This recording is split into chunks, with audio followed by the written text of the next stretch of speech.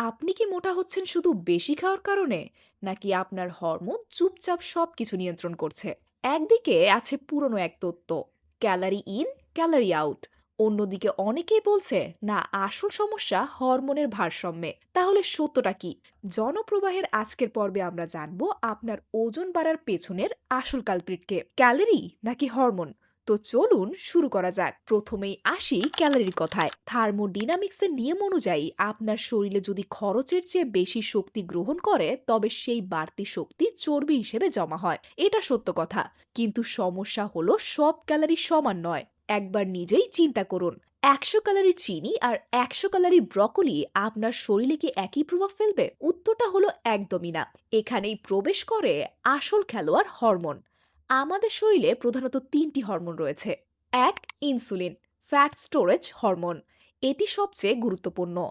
যখনই আপনি কার্বোহাইড্রেট বা চিনি খান, ইনসুলিন বেড়ে যায়। ইনসুলিনের কাজ হলো রক্ত থেকে সুগার কোষে পাঠানো। কিন্তু রক্তে ইনসুলিন বেশি থাকা মানে আপনার শরীরে ফ্যাট বার্নিং মোড বন্ধ হয়ে ফ্যাট স্টোরিং মোড চালু হওয়া। অর্থাৎ ইনসুলিন বেশি থাকলে আপনি চাইলেও আপনার শরীরের চর্বি গলাতে পারবেন না। দুই, কর্টিসল, স্ট্রেস হরমোন। আপনি যদি খুবই দুশ্চিন্তা করে থাকেন, তাহলে আপনার কর্টিসল লেভেল হাই। এই হরমোনটি আপনার শরীরের মেদ, বিশেষ করে পেটের মেদ জমা করতে সিগন্যাল দেয়। আপনি কম খেলেও যদি স্ট্রেসে থাকেন, আপনার ওজন কমবে না। তিন, লেপটিন, তৃপ্তির হরমোন। লেপটিন ব্রেনকে বলে দেয় যে আপনার পেট ভরে গেছে। কিন্তু যারা অতিরিক্ত প্রসেস ফুড খায়, তাদের ব্রেন লেপটিনের সিগন্যাল শুনতে পায় না। ফলে আপনি খেতেই থাকেন, থামতে পারেন না। তাহলে উত্তরটা কি? ক্যালোরি নাকি হরমোন?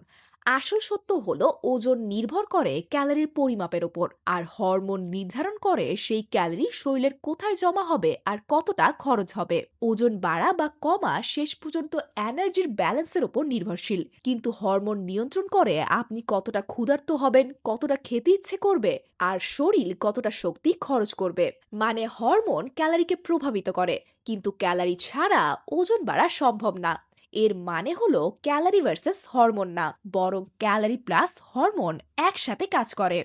অতিরিক্ত প্রক্রিয়াজাত খাবার, উচ্চ চিনি, রিফাইন্ড কার্ব, কম ঘুম, ক্রনিক স্ট্রেস, কম শারীরিক পরিশ্রম আর স্ক্রিন ভিত্তিক জীবন, এসব কারণই হচ্ছে বর্তমান যুগের মানুষের মোটা হওয়ার পিছনের আসল কারণ।